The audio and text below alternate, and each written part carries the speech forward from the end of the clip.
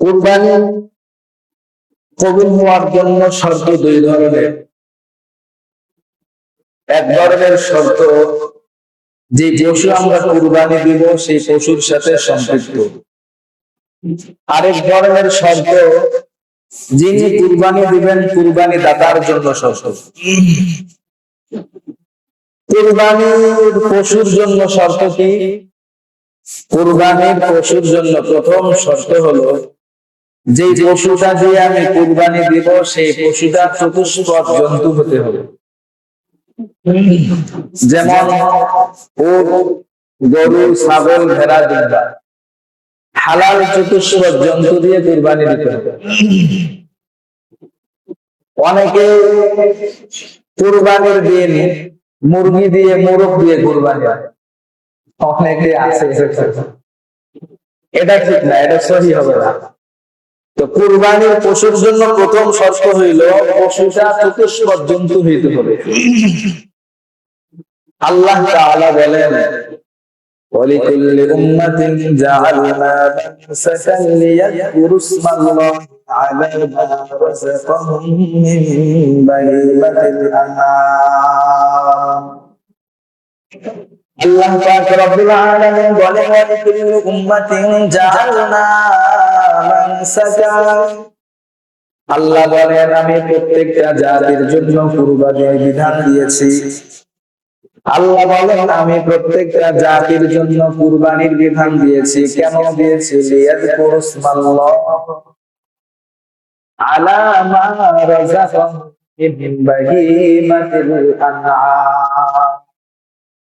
আমি আল্লাহ আমার বান্দাদেরকে চতুষ্পদ জন্তু নিয়ামত হিসাবে, তাদেরকে রিজিক হিসাবে চতুষ্পদ জন্তু আমি আল্লাহ তাদের জন্য হালাল করেছি, রিজিক হিসাবে তাদেরকে দিয়েছি। তারা যেন ওই চতুষ্পদ জন্তু জবাই করার সময় আমি আল্লাহ উচ্চারণ করে নেন, সুবহানাল্লাহ। তাহলে আল্লাহ তাআলা এই আয়াতে চতুষ্পদ জন্তুর কথা বলেন। এজন্য চতুষ্পদ জন্তু, হালাল চতুষ্পদ জন্তু ছাড়া অন্য কোন প্রাণী দিয়ে কুরবানি দিলে কুরবানি করা যায়। এটা হলো কুরবানির পশুর জন্য প্রথম শর্ত। কুরবানির পশুর জন্য দ্বিতীয় শর্ত হলো, কুরবানির পশুটা শরীয়তে নির্ধারিত বয়সে উপনীত হইতে হবে। আল্লাহ রাসূল সাল্লাল্লাহু আলাইহি ওয়াসাল্লাম বলেন, লা তাযবাহু ইল্লা মুসলিমা, লা তাযবাহু ফিল আযাহি ইল্লা মুসলিমা। কুরবানির ক্ষেত্রে মুসিন্না প্রাণী ছাড়া তোমরা জবাই করো। মুসিন্না প্রাণী কি? মুসিন্না প্রাণী হলো উটের ক্ষেত্রে যে উটটা 5 বছর অতিক্রম করে 6ম বছরে উপনীত হয়েছে, তাহলে উটের ক্ষেত্রে 5 বছর লাগবে। গরুর ক্ষেত্রে কয় বছর? 2 বছর। তো গরুর ক্ষেত্রে হলো 2 বছর, যে গরুটা 3য় বছরে উপনীত হয়েছে 2 বছর। আর ছাগল, ভেড়া, দুম্বা এগুলোর ক্ষেত্রে 1 বছর। তাহলে পশুর ক্ষেত্রে দ্বিতীয় নাম্বার শর্ত হলো শরীয়তে নির্ধারিত বয়সে পশুটা উপনীত হতে। আমাদের সমাজে একটা ভুল প্রচলন আছে, সেটা হলো আমরা অনেকে গরু কিনতে গিয়ে, পশু কিনতে গিয়ে দাঁত দেখে, অনেকে দাঁত দেখে। শরীয়তে দাঁত দেখা ধর্তব্য না, শরীয়তে বয়স দেখা ধর্তব্য। আপনার পশুর বয়স, যে পশুটা আপনি কুরবানি দিবেন, পশুটা যদি উট হয় উটের বছরে উপনীত হয়েছে কিনা, গরু দিলে গরুটা কি 2 বছর উপনীত হয়েছে কিনা, ছাগল, ভেড়া, দুম্বা যদি দেয় এটা 1 বছর উপনীত হয়েছে। দাঁত হোক বা না হোক এটা ধর্তব্য নয়, বরং ধর্তব্য হবে বয়সে। এটা প্রাণীর ক্ষেত্রে 2 নাম্বার শর্ত। প্রাণীর ক্ষেত্রে 3 নাম্বার শর্ত হলো ত্রুটিমুক্ত প্রাণী কুরবানি দিতে হবে। ত্রুটিমুক্ত, কোন জনের ত্রুটি থাকতে না পারে। ত্রুটিমুক্ত পশু কুরবানি দিলে, এই পশু দ্বারা কুরবানি দিলে কুরবানি সহিহ। এখন পশুর ক্ষেত্রে অনেক পশু এমন পাওয়া যায়, শিং থাকে না, কান থাকে না, পা পড়া, দুর্বল, এটার মাসালা সামনে আমি বলতেছি।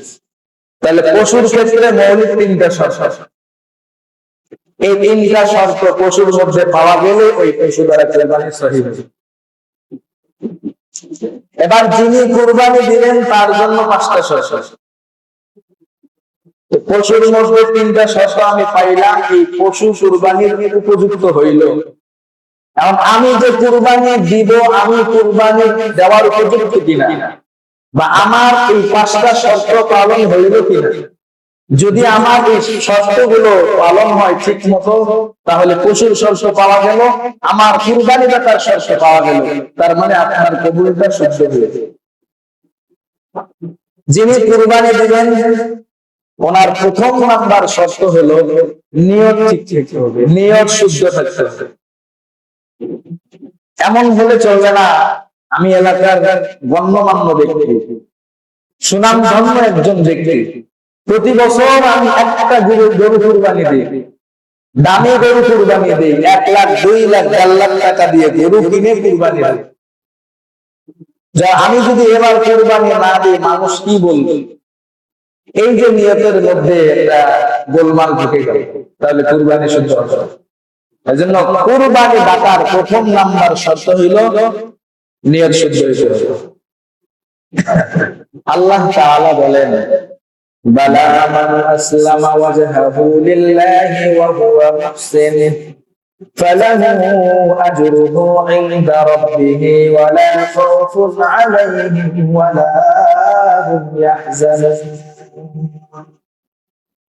আল্লাহ বলেন, বালা মান আসলামা ওয়াজহাহু, যে বান্দা তার চেহারাকে আল্লাহ তাআলার দিকে একনিষ্ঠভাবে আল্লাহর দিকে আনুগত্য প্রকাশ করলো, তার মানে যে বান্দা শুধুমাত্র কেবলমাত্র শুদ্ধ নিয়তে একমাত্র আল্লাহর জন্য কোন আমল করে, আল্লাহ বলেন ফালাহু আজরুহু ইনদা রাব্বিহি, আল্লাহ বলেন আমি আল্লাহ তাকে প্রতিদান দিব, যে প্রতিদান আল্লাহর কাছ থেকে তাকে দিয়ে দিব। সুবহানাল্লাহ, এমন প্রতিদান আমি আল্লাহ তাদেরকে দিব, ওয়ালা খাউফুন আলাইহিম ওয়ালা হুম ইয়াহজানুন। আল্লাহ বলেন তাদের কোনো ভয় থাকবে না, তাদের কোনো চিন্তা পেরেশানি কোনো কিছুই থাকবে না।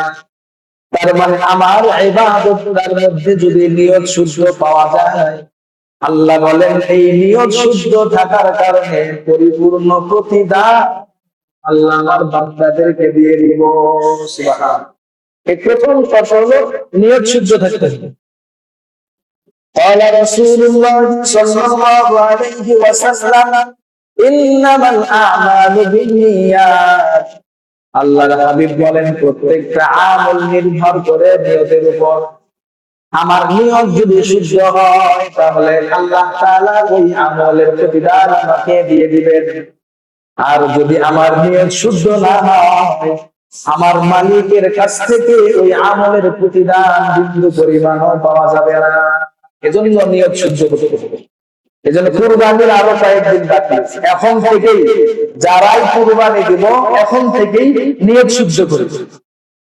এখানে শয়তান আমাদেরকে একটা সূত্র ধোঁকা দেয়।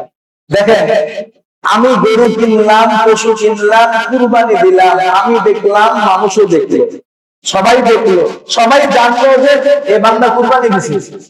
বাকি শয়তান এই সূক্ষ্ম জায়গায় ধোঁকা দেয়, তোমার নিয়ত থেকে পরিবর্তন করো। কি তোমার নিয়তের ভিতরে ঢুকাও যে আমি এই ইবাদতটা করতেছি মানুষকে দেখাতে না, এই ইবাদতের মধ্যে তোমার নিয়তটাকে মানুষকে দেখাতে। তাহলে আমি যে পশুটা কুরবানি দিব আমিও জানলাম, আমার প্রতিবেশী সকলেই জানলো, শুধু মাত্র শয়তান আমাদেরকে নিয়তের মধ্যে ধোঁকা দিয়ে কুরবানিটাকে বরবাদ করে। এজন্য শয়তানের ধোঁকায় না পড়ে নিয়ত একেবারে শুদ্ধ, একমাত্র আল্লাহকে সন্তুষ্ট করার জন্য আমি কুরবানি দেব ইনশাআল্লাহ। কুরবানি দেওয়ার জন্য 2 নম্বর শর্ত হলো ইখলাসের সাথে কুরবানি দেওয়া। ইখলাসের সাথে কুরবানি দেওয়া। কুল ইন্না সালাতি ওয়া নুসুকি ওয়া মাহইয়ায়া ওয়া মামাতি লিল্লাহি রাব্বিল আলামিন। আল্লাহ বলেন পয়গম্বর আপনার উম্মতকে আপনি বলে দেন ইন্না সলাতি আমার নামাজ ওয়া নুসুকি আমার কুরবানি ওয়া মাহইয়া আমার মৃত্যু আমার মরে যাওয়া আমার বেঁচে থাকা ওয়া মামাতি আমার মরে যাওয়া লিল্লাহি রাব্বিল আলামিন এই সব কিছুই হবে একমাত্র তার জন্য। তার জন্য হবে, আল্লাহর জন্য। আল্লাহ বলেন পয়গম্বর আপনার উম্মতকে আপনি বলে দেন বান্দা নামাজ আদায় করবে ইখলাসের সাথে, আমি আল্লাহকে সন্তুষ্ট করার জন্য নামাজ আদায় করবে। এই বান্দা যখন কুরবানি দিবে একমাত্র ইখলাসের সাথে আমি আল্লাহকে সন্তুষ্ট করার জন্য কুরবানি দিবে, আমার বান্দার মরণ আমার বান্দার বেঁচে থাকা সব কিছুর জন্য একমাত্র আমি আল্লাহর জন্য, দুনিয়ার কারো জন্য হতে পারবে না, হতে হবে কেবলমাত্র কার জন্য।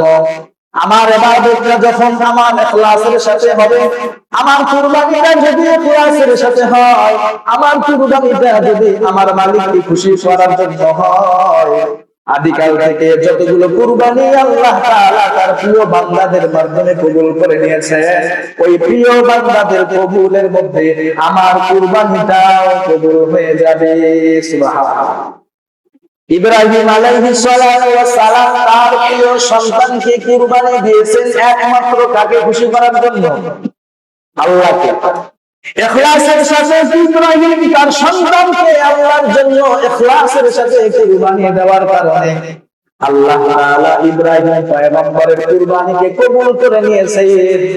এখনো পর্যন্ত যদি আমরা একমাত্র ইখলাসের সাথে আল্লাহকে সন্তুষ্ট করার জন্য কুরবানি দেই, ইব্রাহিম পয়গম্বরের মতো আমাদের কুরবানিটাকে কবুল করে নেবেন কে? আল্লাহ। ইখলাস, এজন্য ইখলাসের সাথে কুরবানি পারবো ইনশাআল্লাহ। সকলেই ইখলাসের সাথে এখন থেকে ইখলাসের নিয়ত করি, আমার কুরবানিটা যেন হয় একমাত্র আল্লাহকে খুশি করার জন্য। وما أمروا إلا ليعبدوا الله مخلصين له الدين। আল্লাহ বলেন ওমা উমিরু ইল্লা, তাদেরকে আদেশ দেওয়া হয় না ইল্লা লিয়াবুদুল্লাহ মুখলিসিনা লাহুদ্দিন, একমাত্র আল্লাহ তাআলা সকলকে আদেশ করেছেন ইখলাসের সাথে ইবাদত করার জন্য। প্রত্যেকটা মানুষকে আল্লাহ তাআলা আদেশ করেছেন ইখলাসের সাথে ইবাদত করা। এজন্য আমাদের প্রত্যেকটা ইবাদত শুধু কুরবানি নয়, আমাদের নামাজ, আমাদের রোজা, আমাদের নফল ইবাদত, আমাদের কোরআনের তেলাওয়াত, আমাদের নফল ইবাদত, সব ইবাদতের মধ্যে যেন ইখলাস পাওয়া যায়। আর আল্লাহ তাআলা এই ইখলাসের আদেশ করেছে, বান্দা তুমি যখনই কোনো নেক আমল করবা ইখলাসের সাথে আমলটা করবা। এজন্য ইখলাসের সাথে কুরবানি দেওয়ার নিয়ত করা, পারবো ইনশাআল্লাহ। এই শুধুমাত্র ইখলাস থাকার কারণে বুখারী শরীফের একটা হাদিস আছে, শুধুমাত্র ইখলাসটা নফল ইবাদতের মধ্যে ইখলাস থাকার কারণে আল্লাহ তাআলা এক জিনাকারিনী মহিলার জীবনের সব গুনাহ মাফ করে দিয়েছেন। সুবহানাল্লাহ। ব্যভিচারিণী মহিলা অবস্থা নিয়ে হাঁটতেছে, প্রতিমধ্যে একটা কূপ দেখা গেছে, কূপের চতুর্দিক দিয়ে একটা ক্ষুধার্ত কুকুর হাঁটতেছে, পিপাসার্ত কুকুর হাঁটতেছে। ব্যভিচারিণী নারী যখন ওই পিপাসার্ত কুকুরটাকে দেখছে, ওই কুকুরের চতুর্দিক দিয়েই ওই পিপাসার্ত কুকুরটা হাঁটতেছে আর হাহাকার করতেছে পানি পান করার জন্য। আল্লাহর বান্দি ব্যভিচারিণী নারী জীবনে কোনোদিন নেক আমল করে নাই। আল্লাহর বান্দি যখন দেখছে কুকুর কূপের পাশ দিয়ে ঘুরতেছে পানি পান করার জন্য, কিন্তু পানি উঠাইতে পারে না, আল্লাহর বান্দি ব্যভিচারিণী নারী তার পায়ের মোজা খুইলা ওই মোজা দিয়ে কূপের ভিতর ফেলে ওই মোজা দিয়ে পানি উত্তোলন করে পিপাসার্ত কুকুরটার ক্ষুধা নিবারণ করার কারণে, ইখলাসের সাথে হওয়ার কারণে আল্লাহ তাআলা ওই ব্যভিচারিণী নারীর জিন্দেগীর সব গুনাহ মাফ করে দিয়েছেন। সুবহানাল্লাহ। তো একটা প্রাণীকে পানি পান করানো একটা নফল ইবাদত, এই নফল ইবাদতের মধ্যে একটা ইখলাস পাওয়া গেছে। যে ইখলাসের কারণে আল্লাহ তাআলা তার জিন্দেগীর গুনাহগুলো মাফ করে দিয়ে আল্লাহ তাআলা তার গুনাহগুলো নেকি দ্বারা পরিপূর্ণ করে দিয়েছেন। সুবহানাল্লাহ। এজন্য যতটুকু যেখানে আমরা যতটুকু নেক আমল করি না কেন আমাদের নেক আমলের মধ্যে যেন ইখলাস থাকে, একমাত্র খুশি করব আল্লাহকে। আল্লাহ আপনার ঘরে আমি দান করলাম দুনিয়ার কোন মানুষকে দেখানোর জন্য নয়, বরং আপনার ঘরে আমি দান করলাম আল্লাহ আপনাকে খুশি করার জন্য। আল্লাহ আপনার ঘর মসজিদে আমি ধান দিলাম, আল্লাহ মাদ্রাসায় ধান দিলাম দুনিয়ার কোন মানুষকে দেখানোর জন্য নয়, হুজুরকে দেখানোর জন্য নয়। আল্লাহ মাদ্রাসায় দিলাম, মসজিদে দিলাম, একমাত্র আল্লাহ আপনাকে খুশি করার জন্য দিলাম। হতে পারে ধান 5 কেজি, হতে পারে 10 কেজি, 1 মণ 2 মণ হতে পারে, যতটুকু দান হোক না কেন এই দানের মধ্যে যদি ইখলাস পাওয়া যায়, সামান্য পরিমাণ দানের বিনিময় আমার আল্লাহ জিন্দেগীর সব গুনাহ মাফ করে দিতে পারে। পারেন কি পারেন না? পারে। এজন্য ইখলাসের সাথে আমল করা। কুরবানি আমরা দিব, কুরবানি দাতার জন্য 2 নাম্বার শর্ত হলো কি করা? ইখলাসের সাথে কি করা? কুরবানি করা। 3 নাম্বার, যিনি কুরবানি দিবেন রিয়া মুক্ত কুরবানি হতে হবে। রিয়া মানে হলো কোন আমল করার ক্ষেত্রে মানুষকে দেখানো, মানুষকে দেখানোর জন্য কোন আমল করা, এটা হলো রিয়া। তো আমরা যারা কুরবানি দিব এই রিয়া যেন আমার কুরবানির মধ্যে থাকতে না পারে। মানুষকে দেখানো এই কাজটা এটা যেন আমার ভিতর থেকে একেবারেই বের হয়ে যায়। যদি আমাদের ভিতরে মানুষকে দেখানো এরকম কোন নিয়ত থেকে থাকে তাহলে 3 নাম্বার শর্ত না থাকার কারণে কুরবানি দাতার কুরবানি করতে হবে। এজন্য আমরা প্রত্যেকটি চেষ্টা করব রিয়া মুক্ত ইবাদত করা, রিয়া মুক্ত কুরবানি দেওয়া। পারবো তো ইনশাআল্লাহ? এখানে মানুষকে দেখানোর কোনো উদ্দেশ্য থাকতে পারে না। রিয়া মানুষকে দেখানো আমল, এটা শিরকের অন্তর্গত। আল্লাহ রাসূল সাল্লাল্লাহু আলাইহি ওয়াসাল্লাম শিরক বলেছেন 2 প্রকার। একটা হলো শিরকে আকবার, বড় শিরক, আর এক প্রকার শিরকের কথা বলেছেন শিরকে খফি, ছোট শিরক। তো ছোট শিরকের মধ্যে রিয়া মুক্ত আমল একটা শিরক। আল্লাহ তাআলা বলেন ফামান কানা ইয়ারজু লিকা রাব্বিহি ফালইআমাল আমালান সালিহান ওয়ালা ইউশরিক বিইবাদাতি রাব্বিহি আহাদা। আল্লাহ বলেন যে বান্দা চায় তার রবের মুলাকাত করতে, যে বান্দা চায় তার রবের সাক্ষাৎ পেতে, প্রত্যেকটা মুমিনের কামনা থাকে হাসরের ময়দানে যেন আমি আমার মালিকের সাথে সাক্ষাৎ পাই। প্রত্যেকটা মুমিনের কামনা দুনিয়াতে যে মালিককে না দেখে ইবাদত করেছি, যে মালিককে না দেখে তার কুদরতি পায়ে সিজদা দিয়েছি, প্রত্যেকটা মুমিনের অন্তরে একটা তামান্না থাকে যেদিন হাসরের ময়দানে আল্লাহ তাআলা প্রত্যেকটা মানুষকে আবার পুনরায় জীবিত করবেন। প্রত্যেকটা মানুষের আকাঙ্ক্ষা থাকবে আমি সমস্ত নিয়ামতের আগে আমি আমার মালিকের সাথে যেন সাক্ষাৎ পাই।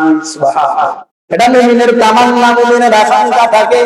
আর আল্লাহ বলেন ফামান কানা ইয়ারজু লিকা রাব্বিহি, যে বান্দা চায় তার রবের মুলাকাত করতে, যে বান্দা তার রবের সাক্ষাৎ পেতে চায়, ফালইআমাল আমালান সালিহা, ওই বান্দা যেন নেক আমল করে।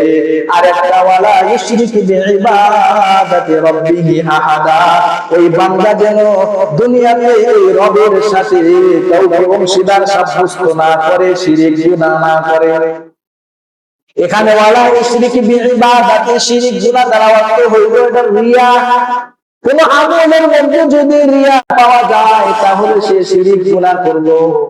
আর এই রিয়া করে গুনাহ আমল করার কারণে, শিরক পাওয়া যাওয়ার কারণে হাসরের ময়দানে আল্লাহ বলেন তোমার আমলের মধ্যে রিয়া থাকার কারণে, মানুষকে দেখানোর নিয়ত থাকার কারণে আমি রবের সাথে সাক্ষাৎ তোমার হবে না। এজন্য যে কোনো আমলে রিয়া থাকতে পারবে না।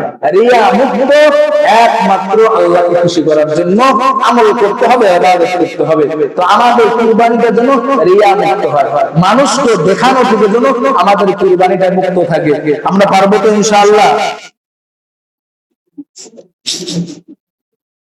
আল্লাহ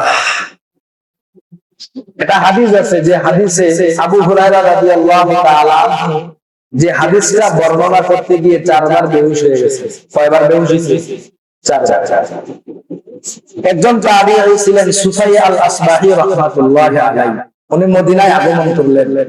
মদিনায় আগমন করার পর দেখলেন একটা লোক বসে আছেন, তার চতুর্দিক দিয়ে অনেক লোক তাকে ঘিরে বসে আছে। সুফাই আল আসবাহি রাহমাতুল্লাহি আলাইহি লোকদেরকে জিজ্ঞাসা করলেন, এই চতুর্দিক দিয়ে তোমরা লোকটার পাশে বসে আছে, এই লোকটা কি? লোকেরা প্রশ্নের জবাবে বললেন, ইনি হলেন আল্লাহর রাসূলের সাহাবী আবু হুরায়রা রাদিয়াল্লাহু তাআলা। আবু হুরায়রা রাদিয়াল্লাহু তাআলা আনহু মানুষদেরকে হাদিস শোনাচ্ছেন। হাদিস শোনা থেকে যখন আবু হুরায়রা রাদিয়াল্লাহু তাআলা আনহু চুপ হয়ে গেলেন, চুপ হয়ে যাওয়ার পর সুফাই আল আসবাহি রাহমাতুল্লাহি আলাইহি আবু হুরায়রা রাদিয়াল্লাহু তাআলা আনহুকে জিজ্ঞাসা করলেন, ও আল্লাহর নবীর সাহাবী, আপনার কাছ থেকে আমি একটা হাদিস শুনতে চাই।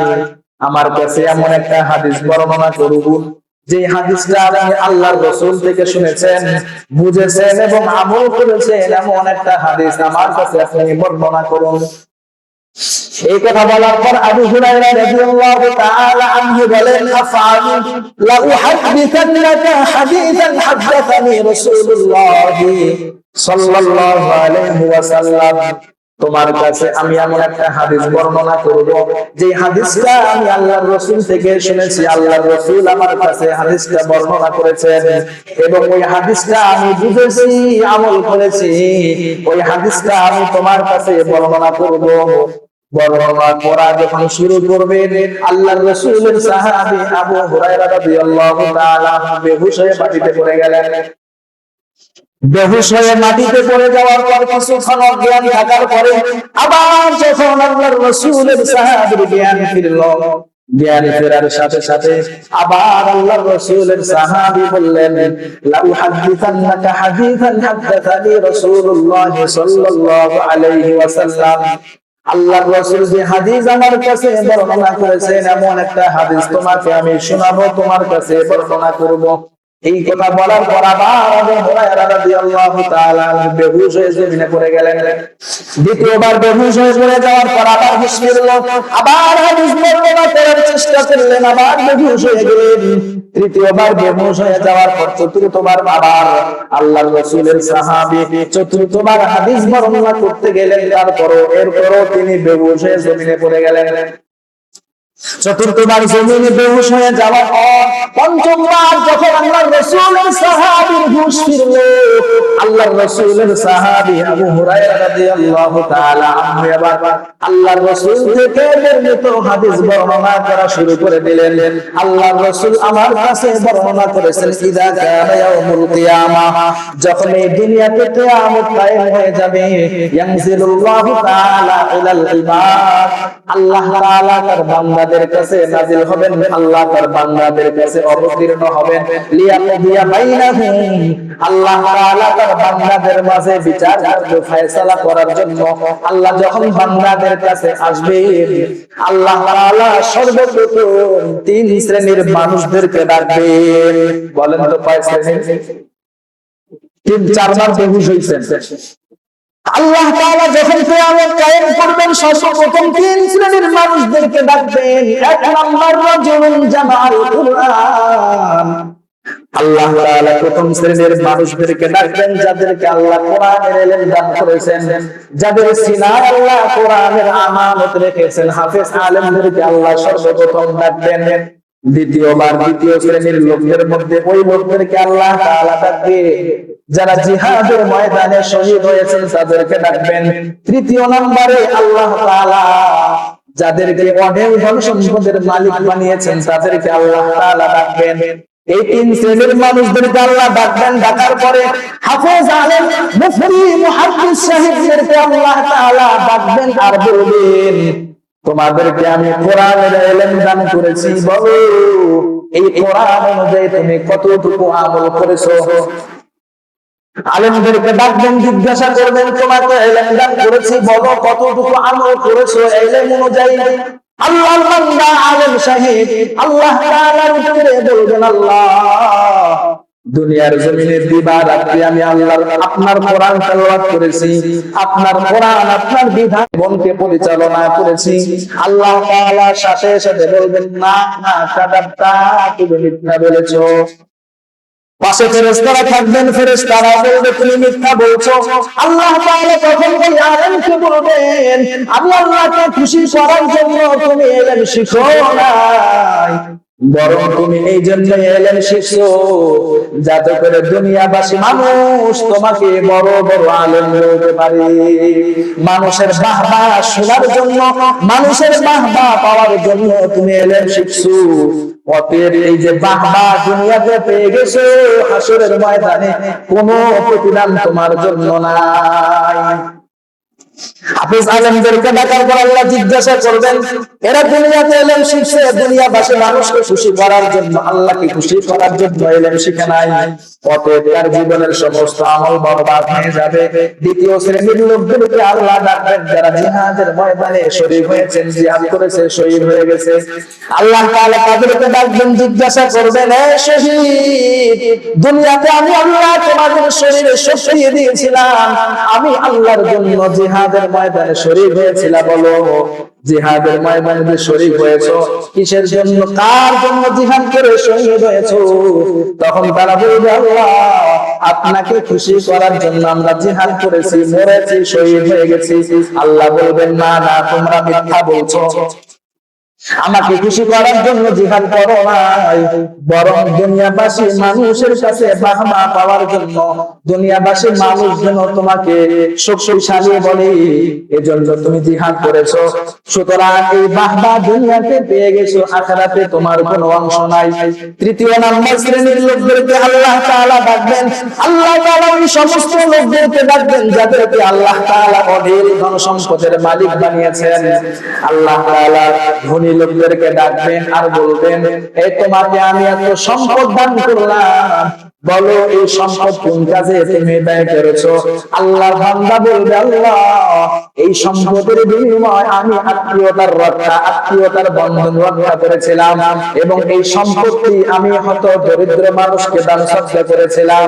আল্লাহ তখন আল্লাহ তাআলা এই বড় ধনী লোককে বলবে না না তুমি মিথ্যা বলেছো, আমি আল্লাহ তোমার এত ধন সম্পদ দিয়েছি, আমি আল্লাহর জন্য দান সদকা করো নাই, বরং দুনিয়াবাসী মানুষকে খুশি করার জন্য তুমি দান করেছিলা। অতএব ওই দানের প্রতিদান দুনিয়াতে পেয়ে গেছো, হাসরের ময়দানে ওই দানের কোনো প্রতিদান তোমাকে দেওয়া হবে না। যখন তিন শ্রেণীর মানুষকে দায়িত্ব প্রশ্ন করবো, শেষ করবেন, এরপরে আল্লাহ রাসূল হাদিসের শেষে বলেন উলাইকা সালাসাতু আউয়ালু খালকিল্লাহ, আল্লাহর সৃষ্টি জীবের মধ্যে এই তিন শ্রেণীর লোক হলো প্রথম সৃষ্টি জীব। তুসাআরু বিহুমুন নার ইয়াউমাল কিয়ামাহ, কিয়ামতের ময়দানে এই তিন শ্রেণীর লোকদের মাধ্যমে আল্লাহ তাআলা জাহান্নামের আগুনকে প্রজ্বলিত করবে। কয় শ্রেণীর মানুষ? এই তিন শ্রেণীর মানুষ।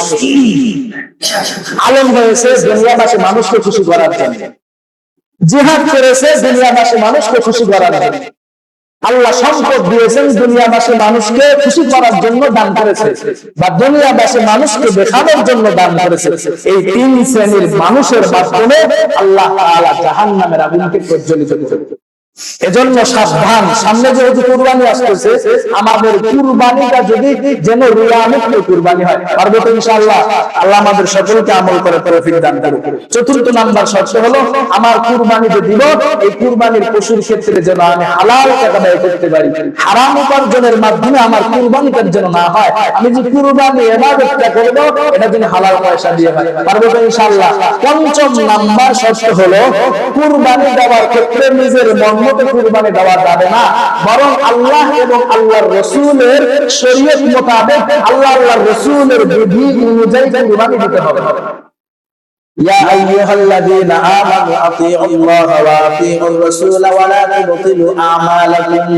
আল্লাহ বলেন, হে ঈমানদার, আল্লাহর আনুগত্য করো, রাসূলের আনুগত্য করো, এবং তোমরা তোমাদের নিজেদের জিন্দেগীর আমলগুলোকে বরবাদ করে দিও না। তার মানে কোন আমল যদি নিজের মন মতো করা হয়, এই আমল আল্লাহর কাছে গ্রহণীয় হয় না। আর আমার এই আমলটা যদি আল্লাহ আল্লাহর রাসূলের অনুসরণীয় হয়, আল্লাহর আনুগত্যের মাধ্যমে হয়, আল্লাহর রাসূলের বিধি মোতাবেক হয়, তাহলে আমার এই ইবাদত কবুল হবে। কুরবানিটা যদি আল্লাহর আনুগত্যের মাধ্যমে হয়, আল্লাহর বিধি মোতাবেক হয়, রাসূলের বিধি মোতাবেক হয়, তাহলে এই কুরবানি আমার কবুল হবে। আর এই কুরবানিটা যদি আল্লাহ আল্লাহর রাসূলের বিধি মোতাবেক না হয়, এই কুরবানিটাও কবুল হবে না। এজন্য কুরবানির কিছু গুরুত্বপূর্ণ মাসালা আছে, অনেকগুলো মাসালা আছে, মাসালা বলার সময় হবে না অবশ্য। আপনাদেরকে গুরুত্বপূর্ণ কয়টা মাসালা বলি। এর মধ্যে প্রথম মাসালা হইল, যিনি কুরবানি দিবেন প্রথম দেখতে হবে তার উপর কুরবানি ওয়াজিব।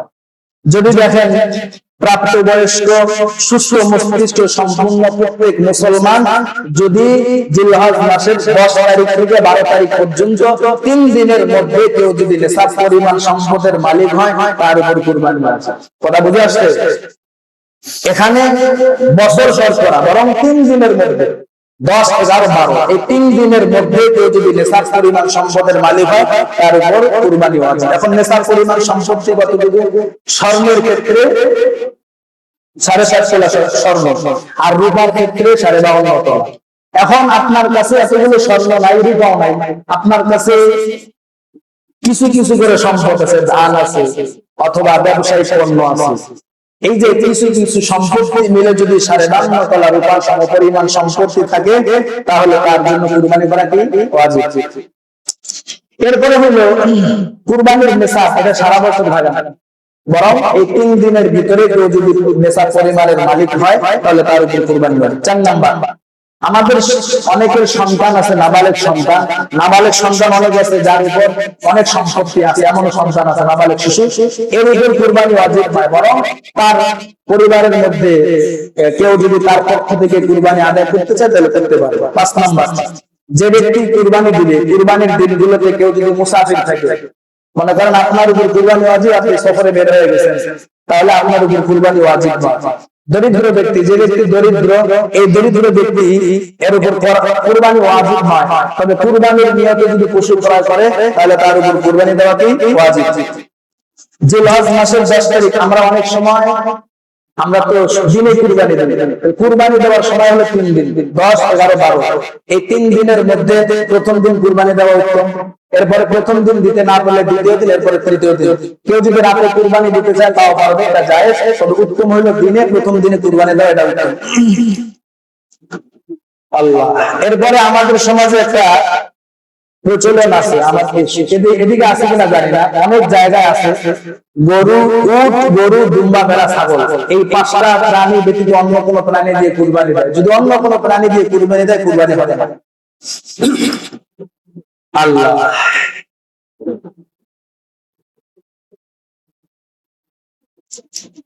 আচ্ছা, এখন কেউ যদি কুরবানির দিনগুলোতে ওয়াজিব কুরবানি দিতে না পারে এবং কুরবানির পশু ক্রয় না করে, তাহলে তার উপর কুরবানি ওয়াজিব, কিন্তু কুরবানি দিতে পারে না। কুরবানির দিনও শেষ হয়ে গেছে, এখন কি করবে? কুরবানির দিন শেষ হয়ে যাওয়ার পরে এ বান্দা ওই কুরবানির পশুটা সদকা করে দেবে। বুঝে আসছে কথা? কুরবানির পশু কি করবে? সদকা করে দেবে। আচ্ছা, এরপরে তো বললাম উট, গরু, মহিষ, ছাগল, ভেড়া, এগুলো দ্বারা কুরবানি দিলে, এর বাইরে কোনো পশু দ্বারা দেওয়া যাবে না। আচ্ছা, এরপরে আমাদের সমাজে আরেকটা কুপ্রথা আছে, সেটা হইলো অনেক সময় খাসি দিয়ে কুরবানি দেওয়া হয়। অনেকে বলে থাকে যে খাসি দিয়ে কুরবানি হবে কি হবে না। এখানে খাসি বা অন্য কোনো, এখানে কোনো ধর্তব্য না, বরং ছাগল, ভেড়া, দুম্বা এগুলোর যে কোনো জাত হইলে আপনি যদি খাসি দিয়ে দিতে চান দিতে পারবেন।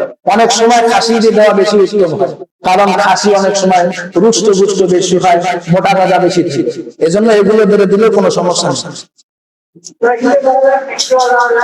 মানসি বললে ওটা ধরা যাবে না। এরপরে আরেকটা মশলা, আমরা গরুর ক্ষেত্রে সর্বোচ্চ 7 জন শরীক হতে পারে। কয়জন? 7 জন, এর বাহিরেও হতে পারে না। আবার অনেক সময় আরেকটা আমাদের সমাজে দেখা যায় যে এক পরিবারে মনে করেন 11 জন আছে, তো 11 জন মিলে একটা গরু কুরবানি দেবে। বলেন তো একটা গরুতে কয় ভাগ দেওয়া যায়? 7 ভাগ। লোক আছে কয়জন? 11 জন। 11 জনের উপরে কুরবানি ওয়াজিব। গরুগুলো কয়টা? কারো কুরবানি হবে না। এজন্য গরু যদি দেন 7 জন, যদি যার উপর কুরবানি ওয়াজিব হবে তার জন্য একটা ভাগ হবে। যে আমরা দুই ভাই মিলে বা একটা পরিবারে 8 জন ভাই আছি আমরা, তো 8 জন ভাই আমরা একটা গরু করি, তো গরু থেকে সর্বোচ্চ 7 ভাগ দেওয়া যায়। আরেক ভাইটা কোথা থেকে এনে দিবে? এজন্য কারোই হবে না। এজন্য ভাগ সমান সমান থাকতে হবে। একটা গরুতে সর্বোচ্চ 7 জন, এর বাইরে দেওয়া যাবে না। এরপরে ছাগল, ভেড়া, দুম্বা এগুলো দ্বারা একজনেই দিতে পারবে, 2 জন বা 3 জন শরীক হতে পারবে। গরুর ক্ষেত্রে শরীক হতে পারবে। যাই হোক, এখানে অনেক 57 থেকে 60টা মাসালা আছে, এগুলো বলার সময় নেই। যদি যে মাসালাগুলো আমাদের জানা দরকার আপনারা জিজ্ঞাসা করবেন ইনশাআল্লাহ।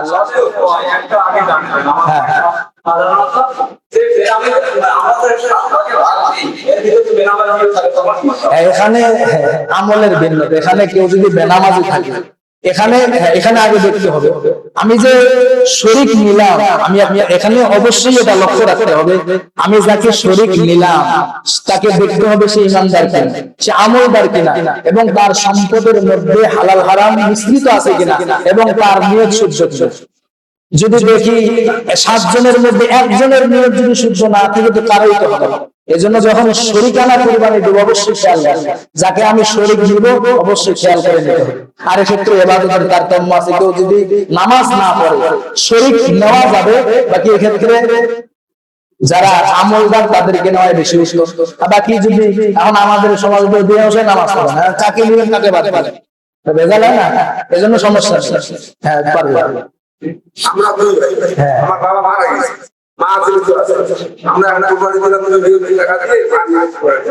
এখানে আরেকটা মাসলা।